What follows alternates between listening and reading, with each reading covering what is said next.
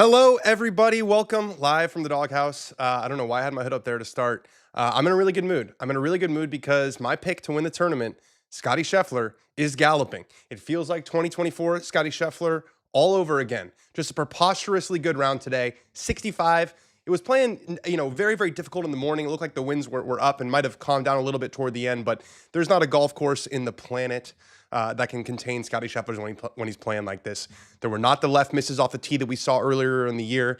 He seems to be really, really hitting his stride. Led the field in strokes gained off the tee and strokes gained approach. And, for as amazing as Scotty has been really since 2022, when he won his first event, the run has really persisted since then.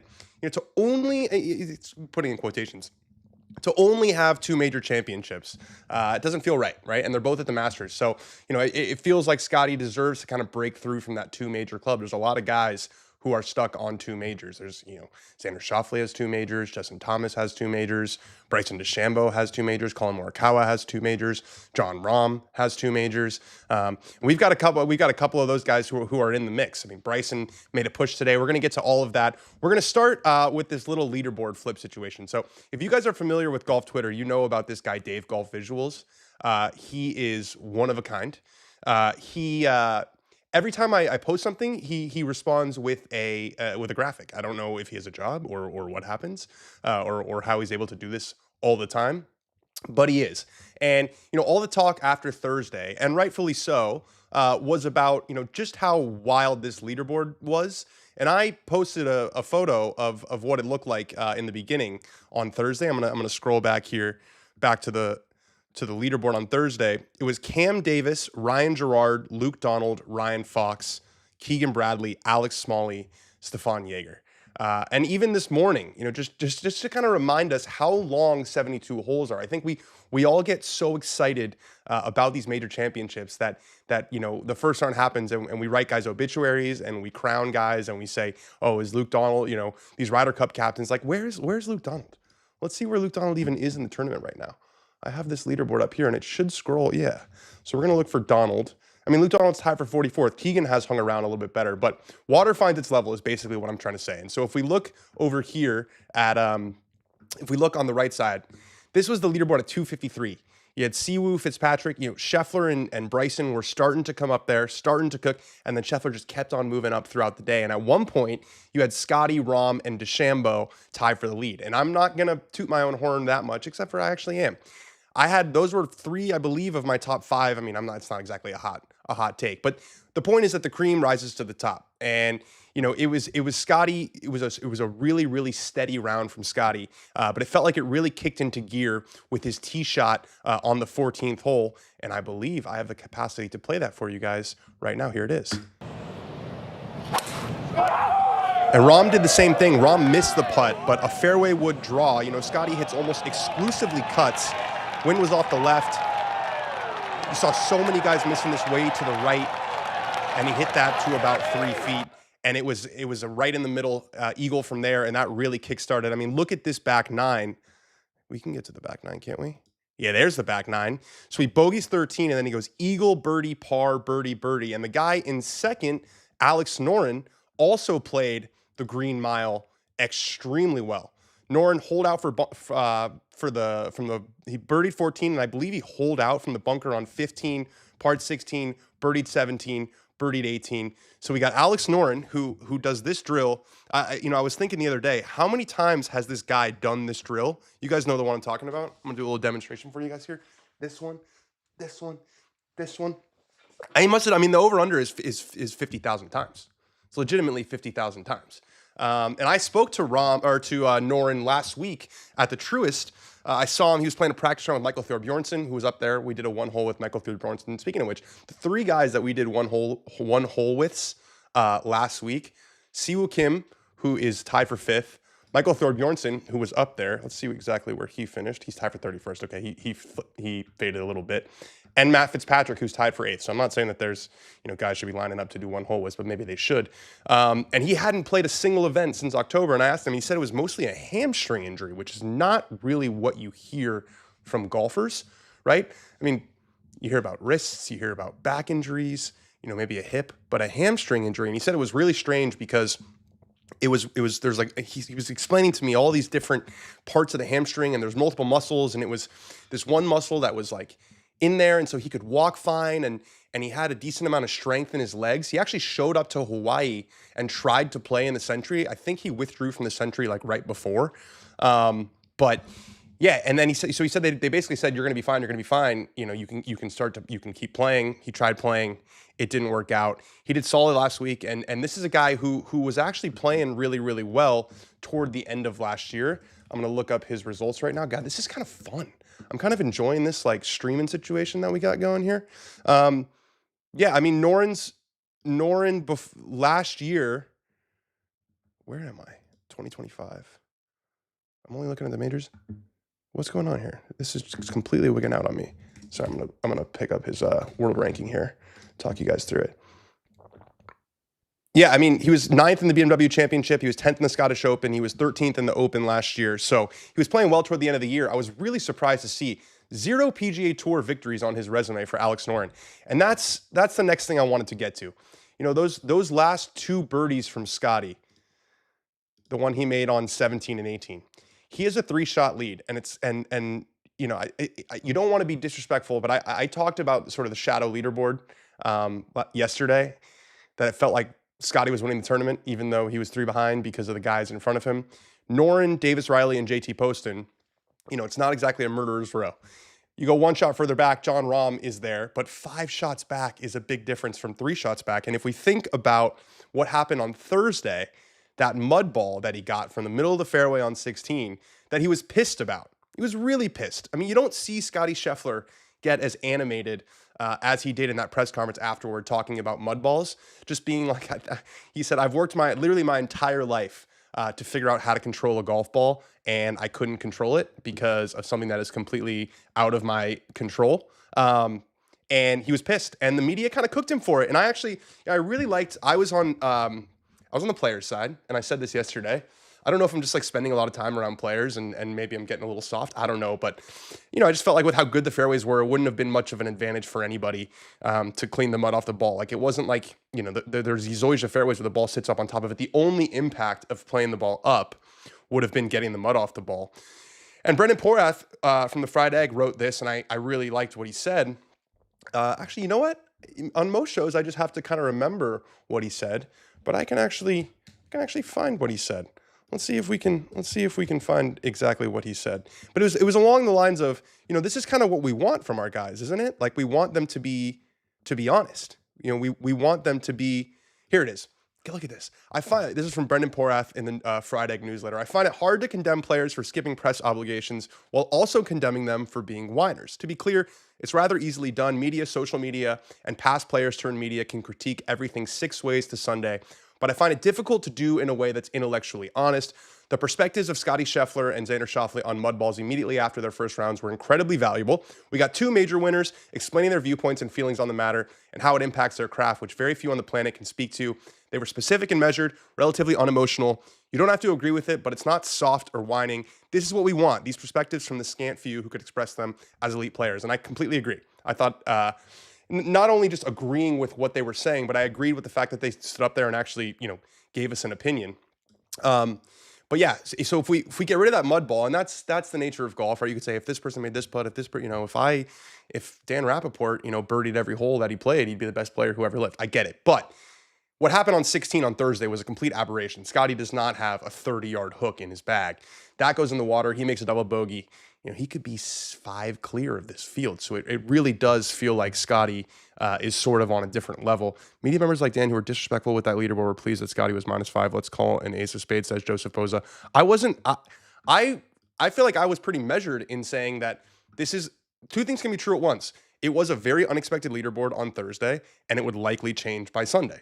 So 2 things can be true at once, and 2 things are true at once.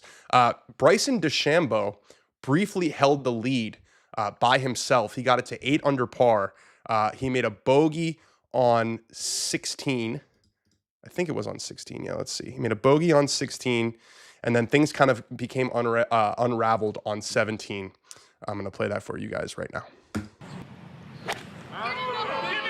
Just too much spin, too much height. It was a looper, old school looper.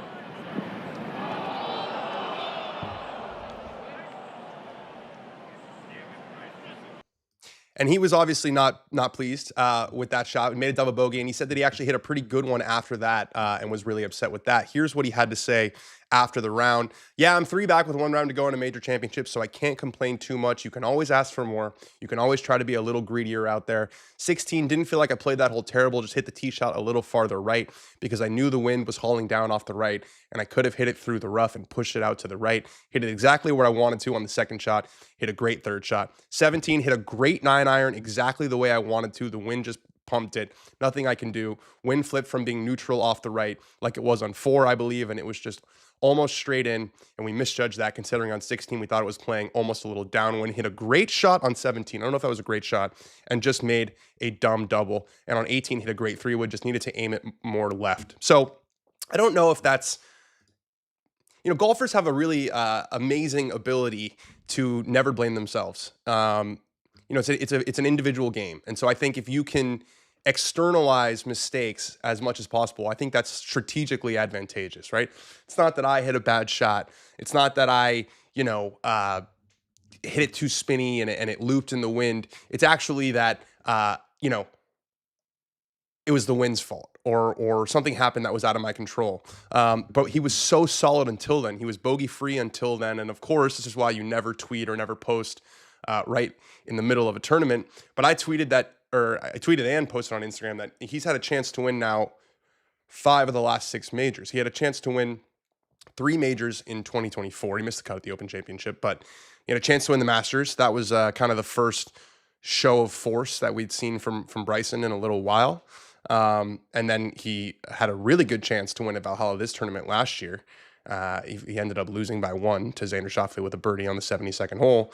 And then he wins at Pinehurst, and then obviously was playing in the final round with Rory McIlroy. So if there's a major championship in the United States, Bryson DeChambeau has been in the mix in the last year and a half. But I feel like he's probably a little too far back. Again, he's going to need to shoot something like Scotty shot today and then hope that Scotty has a bad day. And I don't really see it happening.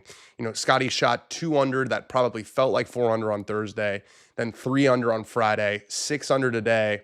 Feels like he's getting more and more dialed. Feels like he's going to go, I feel comfortable saying, I feel like it's more likely that Scotty wins by 7 than Scotty doesn't win. That's a bold take, but that's just how much confidence I have in his game right now, and it's a function of him being up by 3 to start out with, and it's a function of the guys behind him being sort of unproven, but also maybe on the flip side of that, to play devil's advocate, there's a freeness. If you're Alex Noren, you're playing in your second event since October, you're playing against the number 1 player in the world. Like, what can really be expected of you? Same thing for Davis Riley, same thing for JT Poston, who's in North Carolina. Like, those guys are sort of playing with house money, but also, a big major championship finish for them would be absolutely massive. So Siwoo played with Scotty today, and Siwoo and Scotty know each other very well. They both live in Dallas, and they played together for the first 2 rounds of the CJ Cup. That was where Scotty kicked it into gear. He shot 61 on Thursday, 63 on Friday, and I was talking to Siwoo a little bit about it, who's just the best. He's just one of my favorite guys out there. The 7 Red Bulls and then an Advil PM to kind of find homeostasis. How demonstrative he is on the golf course. Like, he's one of a kind. He's one of a kind in the sport, and so we were talking about just how good Scotty was, and I'm going to show you guys this clip right now. Last week, you played with Scotty first 2 rounds. You tied the record. God. What was it like playing with him? After like 7, I feel so poor. I feel like rubbish. I feel like I'm not on the PGA Tour. Like God versus way bottom. All the irons right at the pin. I feel like Pin's gonna fling his ball like this, fishing. He's a magnet. I am Siwoo Kim. Come play a hole with me. Speaking of, this is we had to do a few takes for him to say come play a hole with me correctly. He kept on saying, come with me, play hole. It was very funny. And we said, you don't have to do this, and he really wanted to get it right. Siwoo battled to shoot even par today, but he's got to be thinking that Scotty Scheffler is the greatest player who's ever lived. So Jon Rahm, he shot 4 under today, and there was a big narrative coming into this week about a couple of the live guys. One of them being Joaquin Niemann, who I believe he's at even par 1 under, so he shot even today, tied for 31st. So he's in good position to get his best ever finish with a good round tomorrow. If he can get his first top 15 in a major championship, that would be a big step for him. He's never done it before. And Jon Rahm. And two sort of different narratives. One, Niemann is a guy who wasn't a consistent major factor before he went to LIV, but he blossomed into the best player on LIV. What's going on in the chat? There's a little bit of a battle going on. You guys have done a great job covering it. Hope you know who I am. Just giving fair thoughts. I don't know. We'll get to that later. Or maybe we won't get to that. But, the narrative around Rahm was he was this incredible, fiery character. And he goes to LIV in December of 2023. He's the reigning Masters champion, and he hasn't really done much in the majors since.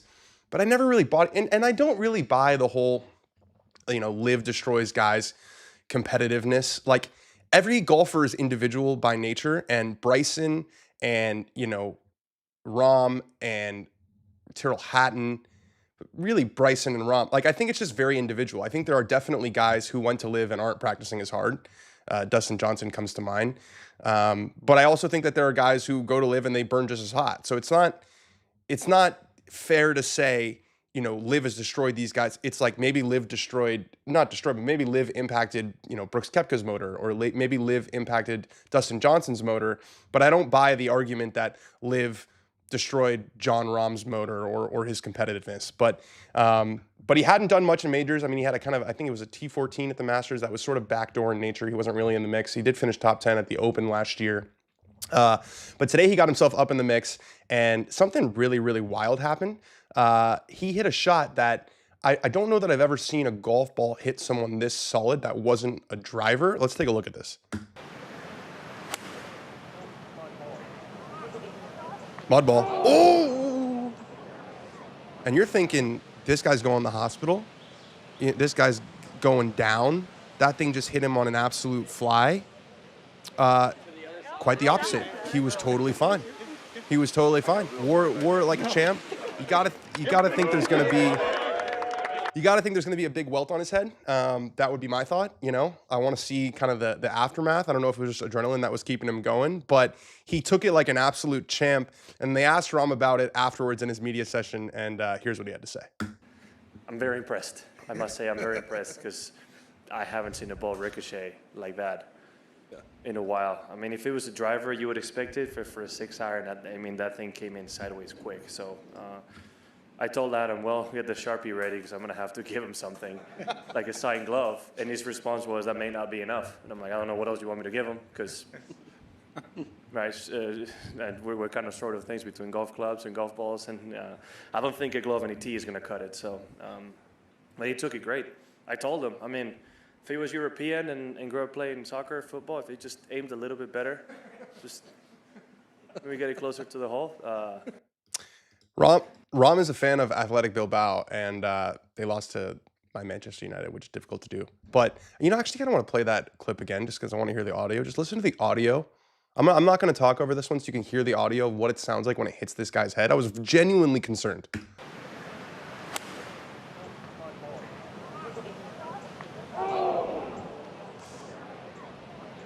It's just terrific audio. He says mudball, and then it just bang, dinks right on the head.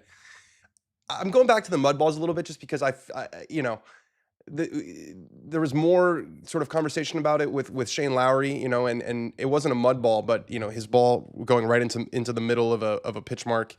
Padraig Harrington said that he had never heard the term mud ball when he was growing up, which is kind of a flex. I don't know if that's like an old school thing or growing up in Ireland, but I feel like I'm soft, but I also feel like I'm on the play. Yeah, it's crazy how loud that was. Bryson definitely has the ability to get it to a playoff, even with Scotty. Bryson is definitely, they were chanting Scotty's name as he finished with birdies on 17 and 18. But when Bryson got it to 8 under, he was pumping up the crowd. Like, he had a lot of mojo. And so if he, birdies the first couple tomorrow, again, we talk about a shadow leaderboard. It feels like it's Bryson at 11 under, Rahm at 6 under, and Scotty at 11 under, Rahm at 6 under, and Bryson at 5 under. Keegan Bradley is also at 5 under. So the captain is holding steady. Johnny Vegas got off to a really, really poor start today. Bogeyed the first 2 holes, battled back, and then didn't have the strongest finish. Tony Finau, we talk about guys who really need to start to kind of get on their horse if they're going to get into the Ryder Cup conversation. Tony Finau is one of them. Matthew Pavone hasn't done anything this year, and he's outside the top 250 in data golf.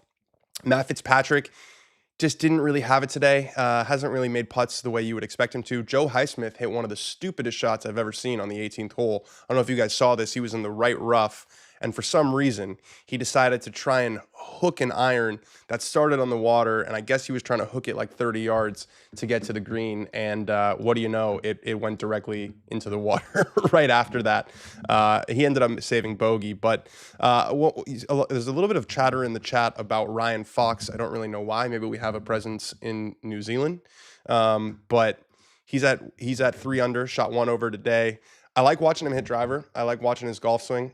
He's a powerful player. He's coming off a win last week, so there might be a little bit of fatigue that's developing, but having a very good showing. The one guy I was a little disappointed about today was Max Homa. He shot 5 over par. He shot 76, and it's a reminder again at what a marathon 72 holes is. But it's also a reminder that Max is still a work in progress, and we talked yesterday on the show that it felt like the first 6 holes were going to be really crucial today in determining, whether Max was going to kind of go into golf swing mode or whether he was going to, the analogy that we used yesterday was hooping, right? Whether he could just get out of his head, get out of mechanical mindset and think about winning the tournament. And I think he missed his first 5 greens in regulation in a row. And I think that probably sent him back into golf swing mode a little bit. He was driving it really well, but the irons were all over the place. He had a really loose, he bombed one down there on the 7th, the par 5, and then fanned an iron that did really well to stay up on the right side. And I will say, we're going to talk a lot more about Quail Hollow on Monday's show. I think they could have done a few things with the setup, and I'm not saying that the scores are outrageous because they're not, but I feel like they should have shaved the right side of 7, so those balls went into the water. It feels like they should have shaved the left side of 14, the par 4. So if you miss left, like Fitzpatrick hit one way right, and then Duff one, and then hit his 3rd over the green, and it stayed up in the water, or it stayed up in the rough, didn't go into the water, which I don't really understand. It's a short, drivable par 4. Everyone's going for it. Why don't we add a little bit of risk, a little bit of jeopardy to that hole? Same thing with past the hole on 17. A couple guys got bailed out hitting it long of 17, and then it stayed there, and you're kind of chipping back up the hill. So, and left side of the par 5 on the front also. It's just I feel like it would have been a nice way for them to differentiate the setup between Wells Fargo and the PGA Championship. Andrew Gilmore says Scotty's back 9 was a great but he has had bogeys in him throughout the tournament. Yes, he is a professional golfer. They do make birdies. Ricky Aguirre says, what's up, party people? Nobody will catch Scheffler, says Aussie golfer. I tend to agree, and I'm just feeling really, really confident about my pick. It wasn't just that he won the CJ Cup, which is not a major championship golf course, but it's the way that he did it, right? Going away, winning by 8, even with kind of chopping the last 2 holes, he could have easily won by 9 or 10. And then, deciding to skip last week, he spoke about last year, his worst tournament last year, right in the middle of that incredible stretch. He put up a total dud at the U.S. Open, which is the week after he won the Memorial. And there was so much hype going into the U.S. Open because he had won the Masters, he had won the Players, he had won a bunch of other tournaments, and he had finished 8th at the PGA Championship. But let's remember, he was in a cop car on Friday morning. He stretched in a jail cell, still shot 66. I feel like every time that comes up and everyone says Scotty went to jail, I always say 66, because I think the more and more time passes, the more absolutely ridiculous that round is going to become. Shooting 66 while stretching from a jail cell is really, really nasty work. But so that was the lead up, and then he wins the Memorial, and you're thinking there's a legitimate chance that Officer Gillis and his ripped pair of pants, $80 those pair of pants, and he paid himself, and he let everyone know that he paid himself. There was a chance that was going to ruin the Grand Slam. We thought Scotty was playing that well, and then he went to Pinehurst and finished 40th or something. And I asked him on Dan on Golf, we interviewed him after he won the CJ Cup, why aren't you playing next week at the Truist? And he said, I learned a lot. I learned last year at Memorial, or through my Memorial experience, that contending and being in contention, and even though I won, it took a lot out of me. So he decided not to play a signature event last week. He decided to be at home. He was home the week after the Masters, then CJ Cup, slept in his own bed the whole week, and then took off Truist while everyone else was playing in Philly. So 3 weeks at home coming into this. It just felt rested and perfect. There was a kind of a half controversy, I guess, yesterday into today about Rory McIlroy's driver.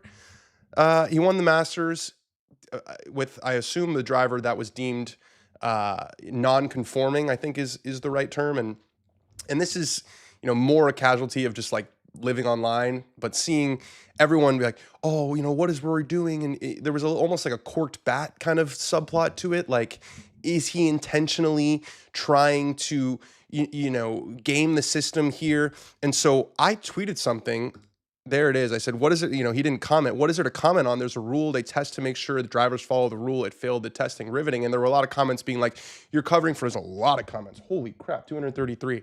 I've done a good job of not even paying attention to those. But, being like, oh, you're covering for Rory. And it's, I guess if you don't follow golf every single week like we do, and you read Rory's driver deemed illegal, that could be spicy, but it happens every single week. Like every single week. And here was a statement from Kerry Haig, who is the players love Kerry Haig because he sets up the golf courses and the PGA Championship, like Alan Shipnuck said on our show. They always describe it as fair, which I think is something that the players like, but maybe we want to see a little bit of chaos. But here's what Mr. Haig had to say. We can confirm that the USGA was invited to do club testing at the PGA Championship, which leads me to think, was it like a paper invitation? What do you mean they were invited to? At the PGA of America's request, that testing program is consistent with the same level of support that the USGA provides to the PGA Tour and other championships as part of their regular programs for driver testing. I went to Titleist Performance Institute a couple weeks ago. They showed me the machine. It's something, they have a little mini driver. They put a shaft on it that's like as long as this remote control, literally. It's like, looks like a kid's driver. And they have a machine that they go like this. It's basically like a pendulum. And they pull it and they drop it and then it hits the thing and then they test it. And there's some sort of number that comes out, and if it's too hot, and it's actually counterintuitive. You would think that the more you use a driver, the slower it gets, like you hit it less far. It's the opposite. The more you use a driver, the metal gets thinner and thinner. The driver kind of molds and there's becomes hot spots on it, and you actually start to hit it further. But they do this every week. They do these tests every week. As he says, the standard process is for about a third of the field to be tested randomly under the program. So 50 guys or something got their drivers tested. That was the case at Quilt Hollow this week. Finding driver heads that have crept over the line of conformance is not an unusual occurrence, especially for clubs that are hit thousands of times over a long period of time. The results are kept confidential to protect players who are unaware the club has fallen out of conformance and not responsible for it falling out of conformance. That is a made-up word, conformance, other than hitting the club thousands of times. Players are simply asked to change heads if necessary, and all do without issue. They have backups. They're not the exact same, though, and you'll always hear guys say, I had this driver that I really liked. Rory often talks about, I think it's an M2, this super old driver that he wishes he could use, but he knows that it's non-conforming. And then to publicly identify players whose club did not conform can lead to that player being questioned unnecessarily. Neither the USGA nor the PGA of America have any concerns about player intent. And if people could say, oh, well, you're covering for, if this was anybody, it's just such a non-event. It's just something that happens on the PGA Tour legitimately every single week. Drivers get deemed non-conforming. And when you're as fast as Rory McIlroy is, it's going to happen. So it just felt like a total non-issue. Maybe I could have worded that tweet a little bit better, but as I do more of these streaming things, I really enjoy this kind of stuff because I feel like I can give tone, I can give context. And so that's really what I meant by the tweet. Just there's nothing to this because it happens every single week, legitimately every single week. Let's go through a couple of other people that we see on the leaderboard. Garrick Higo in his new Malvin Fits, he's at -4. Adam Scott at -4. Matt Wallace, big Manchester United fan. I know he will be watching on Wednesday as we take on Spurs. Max Grazerman, -4. One of the few other Ashkenazi Jews on the PGA Tour. We love to see that. Denny McCarthy. Big round for Denny McCarthy tomorrow. A guy who sort of needs to show some form, show that he can compete and keep up in a major championship, because I want him on the Ryder Cup team. I want him on the Ryder Cup team quite badly, actually, because I think he will frustrate the crap out of everybody else just because of how good of a putter he is. James Dickey says, love these lives, Dan. Keep them up. Why is it an issue, Dan? It's not an issue. That's what I was just saying. Joseph Boza has a good point. Ted Scott wasn't on the bag for round 3 last year, Scotty, at Valhalla. So Valhalla, I mean, that goes back to the point of, just how much that play in the week before the U.S. Open screwed him, because he finished tied for 8th at the PGA Championship, being in jail and not having his caddy, who he relies a lot on. And there was talk this week, some chatter in the press conferences, people were asking, how much do you rely on your caddy? And he says, I rely on Ted every single day. He's the one who does all the golf course preparations. He's the one who tells me what the lines are. Everyone wants something different out of a caddy. There's been a lot of caddy movement on the PGA Tour recently. Max Homa parting with his, who then ends up going to Colin Morikawa. Speaking of Colin Morikawa, where is Colin? Shot 3 over today. Yeah, now we're going to the guys who are having a rough go. Sergio Garcia made the cut, but shot 8 over today. Ben On threw an absolute grenade at Michael Block yesterday. If you guys saw that on Twitter, Blocky had that kind of ridiculous quote about, feeling like he needs a big crowd in order to play his best and not having a crowd. And, that maybe that's the reason why he shot 82 yesterday. And Ben On said, this is one of the craziest takes I've heard, like up there with the flat earthers. So fantastic stuff. If you don't follow Ben On, the weapon, you're missing out. Tommy Fleetwood, that's a disappointing score. I liked him going into this week. He shot a couple under in the first round. He's been just so consistent. I think it's like one finish outside of the top 25 since last year's, I want to say, Olympics or something like. Might even go further back than that. But not having a good week this week. Richard Bland, who was playing with Bryson DeChambeau, giving up a gazillion yards. Xander Schauffele had to do a lot of work just to make the cut yesterday. Shot 1 over today. And then Rory McIlroy, probably the biggest disappointment. I'm going to look right now and see if Rory met with the media afterwards, because we talked about the monkey being off his back, and this is sort of the definition of hindsight is 2020. But now it becomes, maybe it was too much of a release, right? Or because he hasn't played this poorly at Quail Hollow in quite a long time. So I had him at number 2 on my list coming into the week. He did not speak with media. Let's take a look at what Scotty had to say. At one point, you were tied with Bryson and Rahm at the top, and you fall behind, and then this. Do you pay attention to that, or are you just trying to make as many birdies as you can? He says, I was just trying to post the best score that I could shoot today, and that's what I was concerned with out there. There's a lot of leaderboards, so I think you see where guys are at times, but it doesn't have an effect on how I'm going to play or approach shots, and that's the Scotty MO. Just that's the perfect attitude for a golfer. I asked him last week if he was at all concerned with the record. He basically needed to par the last 2 to tie the record for the lowest 252, I think it is, lowest score in PGA Tour history, 72-hole score, and he said he was not concerned with it at all. On the Green Mile, this question is, hit a bunch of really good shots. Which one would you characterize as your best in that stretch? He said the iron shot I actually hit into 16 might have been the most challenging. I was kind of with a back right pin, wind straight across going down. Sometimes when you're that high up, you almost want it to be helping or hurting. It's really tough when it's just dead straight across. When you get him talking about golf, he opens up a lot more. I hit that iron shot really flush, and I was actually on a little bit of a side slope too. I think that was probably one of the best shots I hit today. Just hit it pretty much exactly how I wanted to and give myself a good birdie look. And then a question, you're not someone that's known for a lot of on-course emotions. Can you take us inside that moment on 18 and what led to your reaction after that putt went in? Yeah, I typically don't show much emotion. I don't know how much I showed there. I don't really think about what I'm doing. I just felt like I hit 2 really good shots in there to get that ball into the hole, which is not an easy spot to put it there on the green, and was able to just take advantage of the opportunity. And I think that's wherever the emotion came from, felt like an important part of the round to finish it off the right way. Yeah, it's good.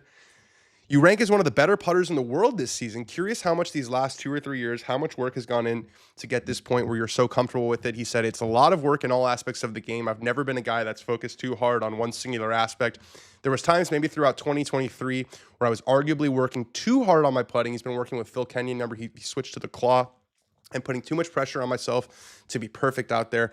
I'm a pretty competitive guy, and as I've talked about, I was at Texas a couple weeks ago asking the coach and the guys, what was he like? And they said you could hear him from 3 holes over. He was always moaning. He was always yelling. So and Colton O said that too on the broadcast today. Is he always had this sort of even-keeled demeanor, and Colt was basically like, no, he's pretty fiery out there. And he says, when I'm not succeeding at something, it makes me even more excited to kind of fix it. But golf is not really a game where you can force things. If you are playing a sport like football or basketball, you can force things based on adrenaline or pushing people out of the way or whatever it is. Golf, I feel like it's more letting the scores come to you, and you have to be a lot more patient, I think, in this sport than you do other ones, especially over the course of a 72-hole tournament. I'm thinking about soccer. You give a ball away, you can go foul somebody. You can get a yellow card. You can get a little bit of that frustration out. In basketball, if you're frustrated, you can work harder on the defensive end. You can focus on crashing the boards. In golf, if you try to compound mistakes, if you try to get everything back quickly, that's when it really spirals out of control. So Scotty's in a really good headspace. His game is really good. I'm going to go through some of the chats here. Do you see Greller jumping ship from Spieth, Dan? I don't think Greller... That's a good question. It does feel like Spieth sort of needs something to change, maybe. We thought that maybe it was the wrist, and I don't know if he was just kind of trying to talk himself into it, but he said at the beginning of the year that the wrist has been a big problem for many years, and he's finally, getting back to feeling healthy again. It was going to make a big difference. The wrist injury still bothers him. I know that for a fact. I don't know if bothersome is the right word, but he says that every day that he wakes up, he has to wait 30 minutes for his wrist to stop swelling. So I think the wrist is probably still not 100%, but yeah, it just feels a bit stale. It's rare for even the very best players in the world. It's very, very rare to have one caddy throughout their entire career. Rory had J.P. Fitzgerald for a while and then switched to Harry Diamond. Tiger had Fluff, and then he had Steve Williams, and then he had Joe LaCava. Scotty Scheffler had, I can't remember the guy's name before, he had Ted Scott. Like, it's just not, you don't see a guy keep a caddy for however many years, because when you're spending that much time out there in a sport that is that quiet and that individual, and you go through a rough patch, it's very easy to look at the guy next to you and be like, I want that to be someone else. Like, I want to change. So I don't think that, Greller is a very loyal guy from what I see, from everything I hear. I don't think that he would just like ditch Jordan, but it wouldn't shock me if in the next, couple of months or years that they decide that, it's best for sort of both parties to go in a different direction. Alex Tonin says, on mud balls, divots, pitch marks, could they do it like coaches' challenges and give every player 1 or 2 per round, use it when needed, save it for 17, 18, don't slow down by playing up every hole? I've sort of advocated for a referee who has a little bit of judgment in golf tournaments. There's no judgment really allowed.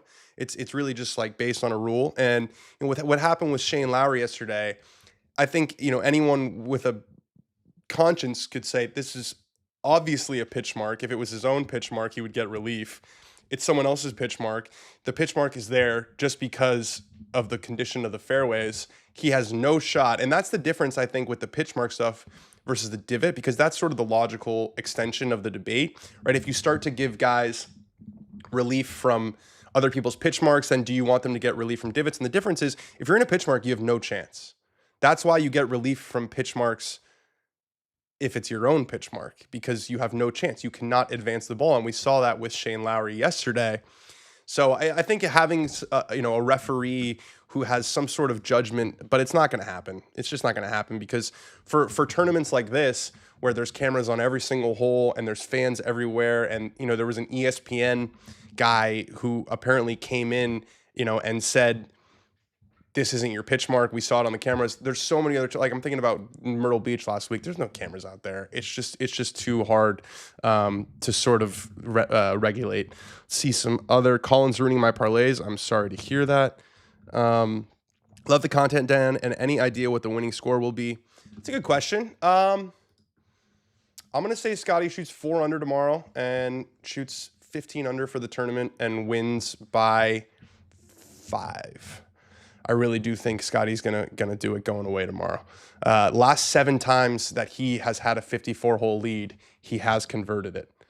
So it's you know, when he's, it just doesn't feel fluky at all. And that's, you know, someone said they feel bad for Homa. I feel bad for him as well. I mean, not that bad. He's a professional golfer making a gazillion dollars, but obviously it's been a struggle. But you know, not all leads are created equal, right? And Max he was up there, didn't necessarily, you weren't sure, right? You hadn't seen enough from him in the last couple months to feel like it was sustainable. Scotty is the exact opposite. We've seen everything that we need to see from Scotty, and we've seen it get better every single round this week. So I don't see it being all that close tomorrow. I could be wrong, but I do feel a little bit, you know, high on my own supply maybe for my Scotty pick. You know, picked him early in the week to win the tournament. Not a hot take. He is the #1 player in the world, and I think he still was the odds-on favorite, despite, you know, it really felt like kind of a 3-horse race with Scotty, Bryson, and Rory. But yeah, no, it feels like it's Scotty's week. Hopefully Rahm or Bryson can put a charge into it tomorrow. They won't be off threesomes, I don't think, tomorrow off both tees. So we'll have a long run up where we get to sort of see how the course is playing, and guys will have a little bit more time because of the twosomes and the not three split start to put a charge in there. Bryson's got to get off to a hot start. Rahm's got to get off to a hot start, but they need Scotty to shoot, you know, at over par tomorrow, likely, right? They need, you know, Rahm, if Scotty shoots 1 under tomorrow, Rahm still has to shoot 4 under to get into a playoff. So if I told you at the beginning of the week that Scotty Scheffler would have a 3-shot lead over Alex Noren, and that the guys 4 shots back were JT Poston and Davis Riley, you wouldn't think twice. You would say Scotty's going to win the tournament going away. Who do we think will be runner-up? I'll say Rahm. I said, you know, I ranked him 5th in my rankings coming into this week. I just felt like he was primed for a breakout. Too good of a player. And the top 10s on Live, a lot of talk about, you know, he's finished 19 top 10s and 19 Live starts. And a lot of people were saying, you know, what does that mean? Is it that he's super consistent, or that the depth of field on Live isn't what it is on the PGA Tour? And I think two things can be true at once. And I think we live in a society where you have to be on one side or the other. Something is either black or it's white, but it's actually gray in this scenario. Rahm is super consistent and he's a fantastic player, and the fields on Live aren't what they are on the PGA Tour. But we're seeing this week that Jon Rahm is still a world-class player. He's still Jon Rahm. He still cares just as much. And I still can't believe. Let's actually play that one more time. I want to hear that audio one more time. I just can't get over the sound that made when it hit that man's head. Mudball. Oh, doink, doink, doink, doink. Yeah, just not what you want to see. All right, I'm going to wrap it up there. That was really, really fun. I'm happy that I was able to play these clips and that the microphone worked and you guys were able to see the leaderboards. I'll give you guys a little bit more time to ask a few more questions if you have anything. But if not, I'm going to get some rest. We got a big day tomorrow. It's the final round of the second major championship of the year at Quail Hollow. Scotty Scheffler is galloping. Like and subscribe if you're watching this. Please like and subscribe to the channel. That was super, super fun. And we're not going to do a stream tomorrow night because we're going to take our time to put together a really kick-ass show for you guys on Monday in the studio as normal here on Dan on Golf. Really good stuff, really good chatting with you guys. I'm stoked that I can do this. I'm stoked that I know how to do it.